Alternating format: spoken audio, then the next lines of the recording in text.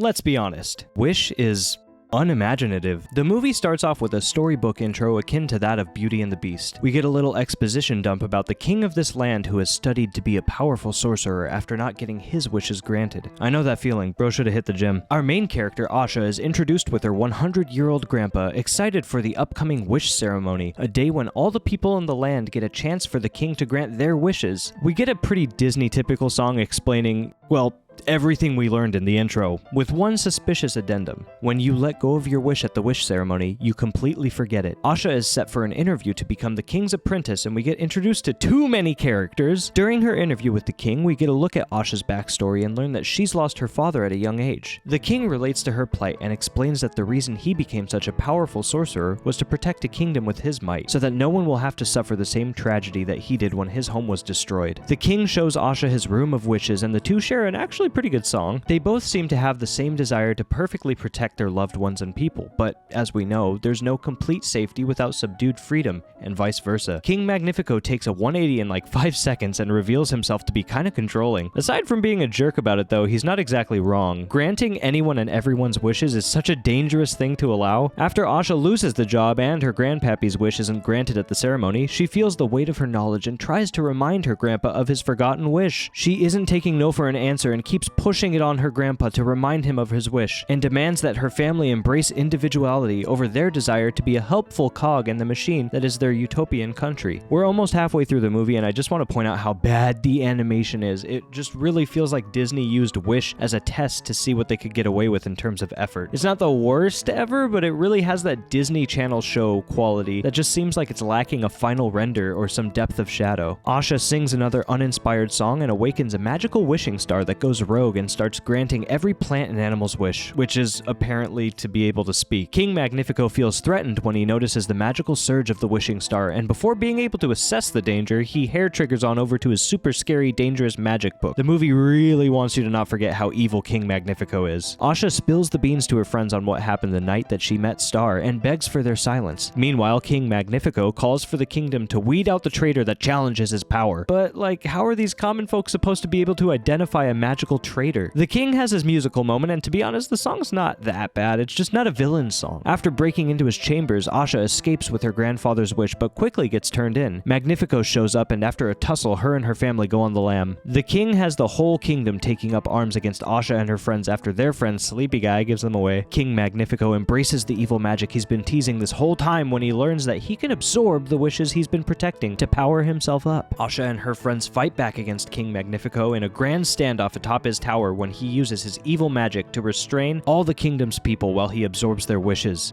Okay, pause right here. Remember that tragedy that Magnifico suffered when his village was destroyed? It was the whole motivation behind him becoming powerful, and explains why he's so demanding and overprotective of the kingdom. He's an unhinged king willing to go to terrible lengths to keep his people safe. For the grand finale, do you think that A, Asha will help Magnifico see the error of his ways and will turn his heart back to good when he realizes that he is the danger that he so desperately wanted to keep his people from? Or B, Asha and the kingdom all start singing some sort of previously rehearsed song, I guess, and start glowing with magical feel-good power that they somehow had all along, trapping Magnifico in his dark scepter. Yeah, that's it. It's literally B. You cannot convince me that this script wasn't entirely AI written. There are so many moments where the story could have been saved or at least improved, yet it turned out to be one of the most derivative, unimaginative Disney movies since the live-action remakes. True.